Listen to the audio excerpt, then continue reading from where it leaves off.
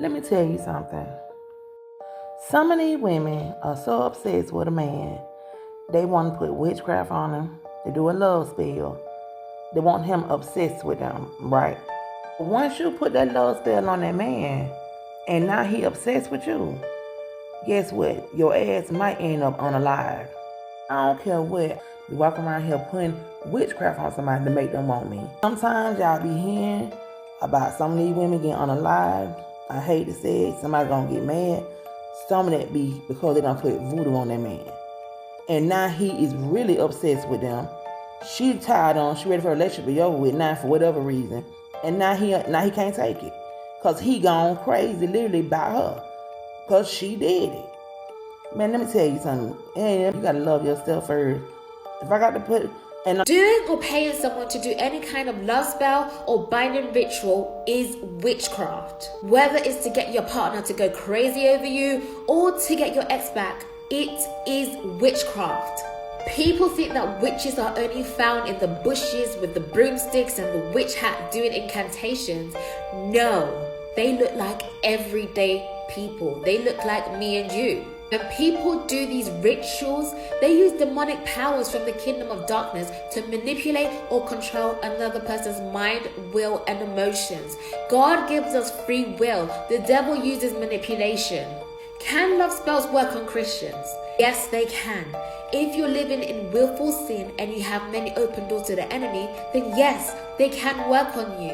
That's why it's important to be totally surrendered to God and living a holy, repentative, and sanctified lifestyle. Daily prophetic love spell. God says this: be careful. Only God can love you unconditionally. John 3:16 says this in my version NIV: for God so loved the world that he gave his one and only Son, that whoever believes in him shall not perish but have eternal life. My grandmother told me never be desperate enough for love that you do a love spell on somebody, and this is why. We're gonna call this woman Yoli, and we're gonna call her boyfriend Mark. So Yoli was in love with Mark, okay? There's nothing that Yoli was not willing to do for this man. That was her man, that was her person. Like, she would go to bat for Mark. Like, she would take a bullet for Mark. However, it just wasn't reciprocated. Now, keep in mind, this story took place in Haiti. And if you know anything about Haitian men, like, I'm not gonna say too much, but like, they be having like 10 different families. So needless to say that Mark had these little things on the side, and Mark was definitely dragging Yoli through the mud. And if you know anything else about Haitian women, we love a good gossip. So all the other women from the neighborhood would just watch how Yoli and Mark move about and just go gossip about her behind her back. And Yoli, being aware of this fact, was just honestly dying from embarrassment. Not only is it embarrassing that everybody else has this image of her, but it's also embarrassing that she knows that she loves this man, and there's not a thing that she's not willing to do for him. So why isn't it reciprocated? It's a weird juxtaposition of siding with everybody else but wanting to stay with that person. One day Mark comes home and Mark tells Yoli that, yo, basically, like, I'm not gonna lie, you're great, but like, we're gonna have to part our ways. Needless to say, Yoli didn't take it very well because they were still living together, right? Until Yoli got the brilliant idea. So Yoli decides, I shot this part so many times. So she decides, she goes to the priest and she tells him that she wants a love spell done on Mark. And the voodoo priest is like, okay, but just so you know, this is what it would entail.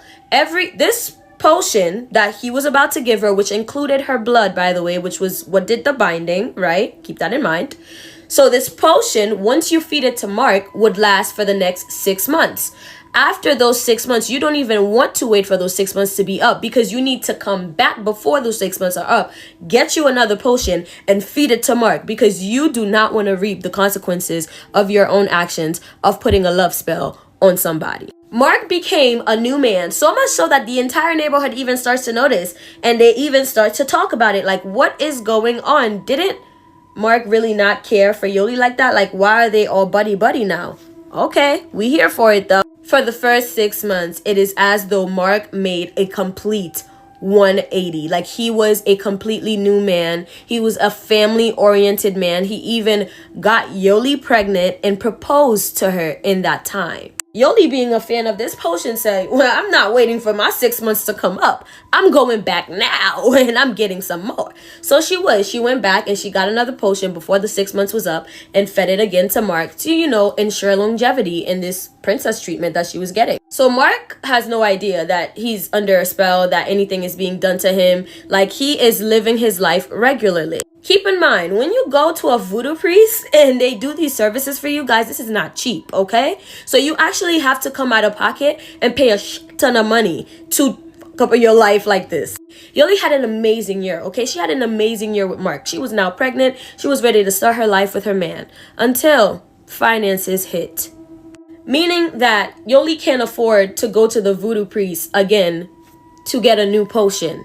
So her thinking, this is probably just a marketing scheme anyway that the voodoo priest told her, so she can keep coming back and keep spending her money, because it's been a whole year and her man was sweet. So she said, I ain't going back. I'm not spending my money again. So the year went on, the potion wore off, and child, Mark was back. When the spell wore off of Mark, now trigger warning, DV.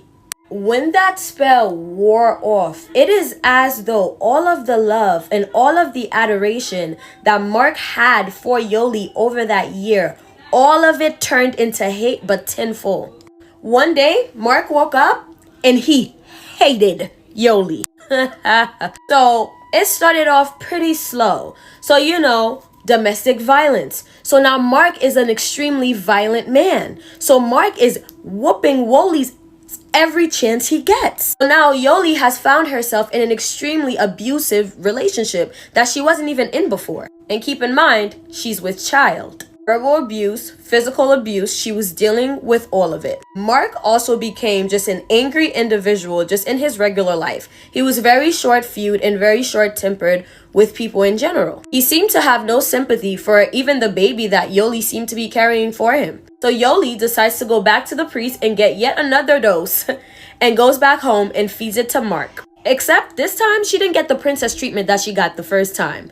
She got Mark being extremely in love with her, but the abuse was still there. If not, it was worse. Yoli could not get away from this man. And it's damned if you do and damned if you don't, because in 6 months, when this new potion wears off, what will become of Mark? And if she doesn't do it, what will become of her? So it's kind of like, does she get another potion just to keep him sweet so she can stay alive? Or does she just lean him off? Like, what to do? Yoli goes to her family about it, and her family decides, we're going to help you get away, Yoli, because you need to get out of there now, because he will unalive you at some point. So the family drives over and gets Yoli. So it's like a secret rescue mission while he's not home. So the family gets her and they escape. Listen, I'm tired. Welcome, where I expose the devil with the biblical scriptures.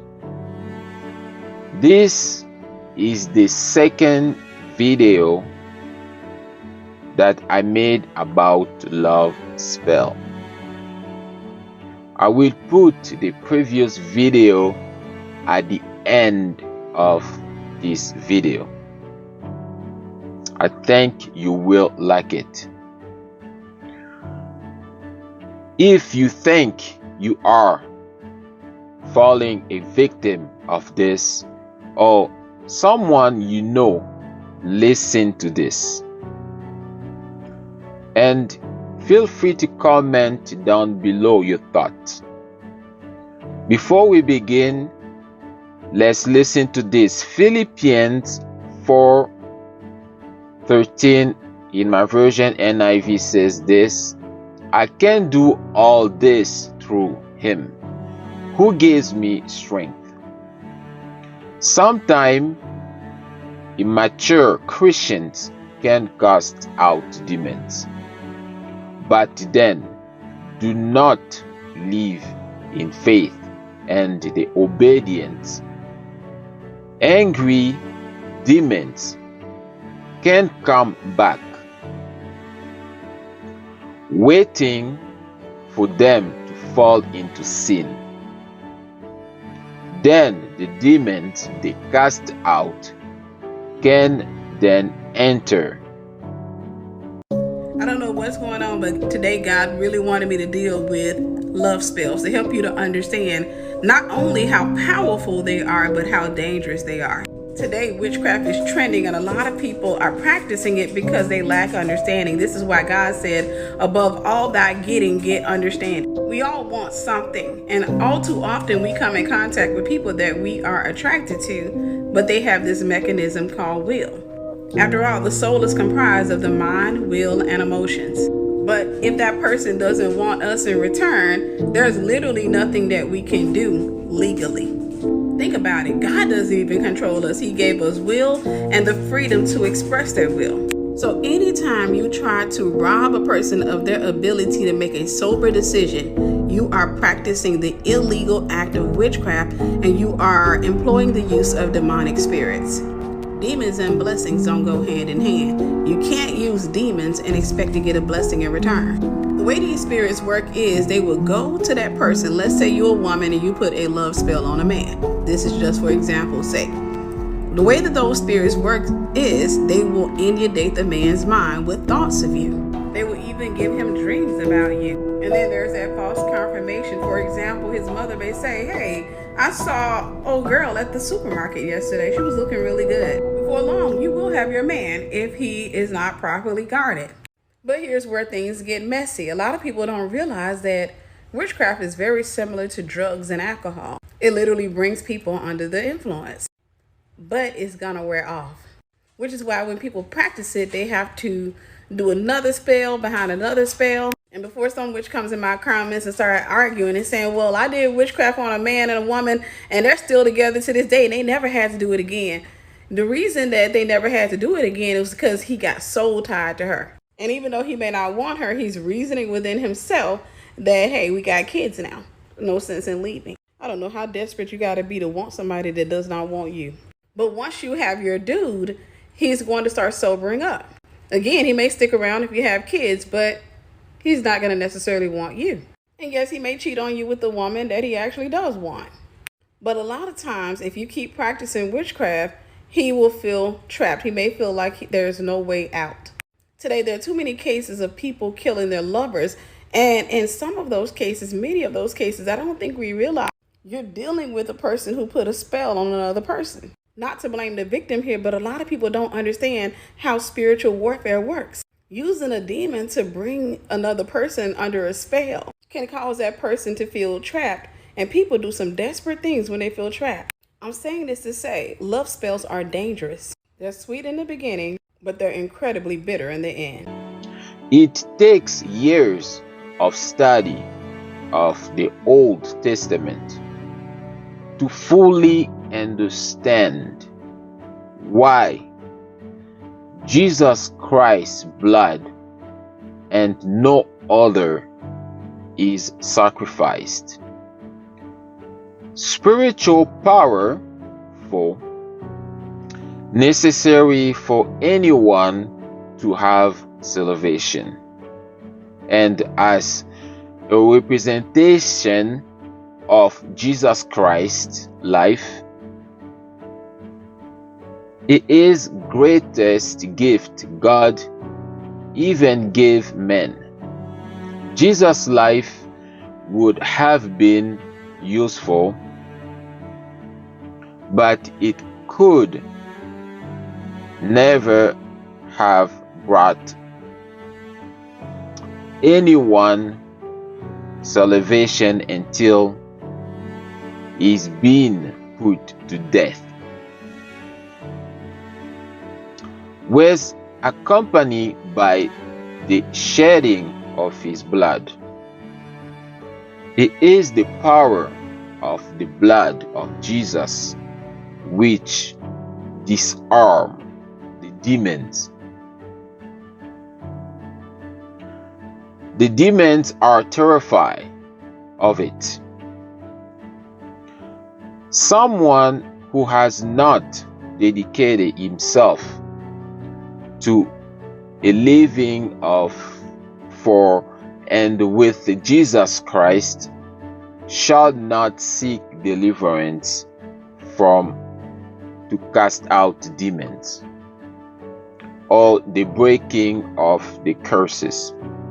Mark 9:28-29 in my version NIV says this: after Jesus has gone indoors, his disciples asked him privately, why couldn't we drive it out? We're talking about demons. He replies, this kind can come out only by prayers. Jesus was saying to his disciples, so you need to do fasting and prayers to be more effective. However, demons who have found a home in someone's flesh resent being forced to leave. Considering practicing black magic and wooing your love into your bedroom or into your love life, I highly suggest that you do not do this. The reason being that when we practice black magic, there can be latent consequences to our actions that are not for the best and are not going to give us the most beneficial result. So when you practice black magic and you do a spell, I'm not going to say what they are because I don't think you should do them. Be aware that you could potentially get that person to fall in love with you, but the kind of love that you receive after that might not be what you want. And if you're doing it for revenge, if you're trying to seduce someone because you're getting revenge on someone else, you might be hurting yourself in the process, because that person could become stalkerish. They could get so obsessed with you that they could potentially try to hurt you or your family or your pets. I mean, I'm saying this is like the worst case scenario, because they could just get really... Birds having a throwdown over here. They can potentially go crazy like these birds on you and become really, really, really obsessive and psycho, or they could potentially, I mean, I would hope that you're not doing this to someone married, but they might leave their family, might destroy a family. It's best to hope for the most beneficial result and do spell work that and manifestation rituals that will bring you a result that is for your best interest and has the perfect outcome, and you don't try to control fate and mess with it using black magic and end up destroying people's lives. You could destroy that person's life because maybe you're not the person for them. Maybe you guys aren't actually fit for each other, and you're trying to mess with fate and get that person to love you so much, and they're not even the right match for you, and you're not the right match for them. So I don't advise it at all. So people keep bringing up witchcraft for the okra water, and it just reminded me of a time where I did actual witchcraft with my best friend. And mind you, we were young, we were like 13 years old, so we didn't know any better, but things did not work out as planned. Like crazy things started happening and whatnot. So we're like 13 years old on the swing. I'm telling her about the crush I have, she's telling me about her crush, and she's just like, I read somewhere that you can actually do a love spell. And I'm just like, a love spell? Do tell. So she's just like, all you have to do is write his name, write your name on a piece of paper, and fold the paper up. And it was at the time when Victoria's Secret was really popular, so they had like this perfume called Love Spell. She was like, spray some of that perfume on the piece of paper and put it underneath your pillow and just go to sleep. So she had the perfume, I didn't have the perfume, I ain't had no money to buy the perfume. So I was like, okay, well, you do it tonight and then bring me the perfume tomorrow and I'll do it tomorrow night. So we go home, whatever, and she does it, and then the next day we come back together, and literally that boy was all on her. The boy that she liked was like all on her. They were like this, and I was just like, what? it worked, y'all. So that night I got the perfume from her, and I do the same thing. And I like have my phone next to my pillow, so I fall asleep or whatever. I have the phone next to my pillow. I wake up in the middle of the night, and I get a text from the boy. I get a text from the boy I like, and I'm like, wait a minute, I know that this just didn't just work like that, right? So at that point I was like, what? My man. I had that boy wrapped around my finger for like a whole week, y'all. But like weird stuff started happening. So first thing that happened is I caught my period for the first time. And if you know, caught my period for the first time. And then like I fell down a flight of stairs. I fell down the flight of stairs, and I ripped my only winter jacket. Now this may seem like little juvenile things, but like I said, we were 13, so at the time, like that's big deal. Like that's a big deal, those things that were happening. So I was just like, you know what, I think that this is like karma or something for me doing that love spell on the boy. I say all this to say that you cannot do anything that will make a person go against their own will. Like I'm to this day, I'm big on manifestation and all that stuff, but you cannot make a person fall in love with you, and you cannot make anybody do anything against their own will. Like that's something that we learned in like Disney movies back in the day. So yeah, y'all, just be careful with like any of that stuff. Like I don't suggest to do it. Like just stay away from it. Demons governed sin.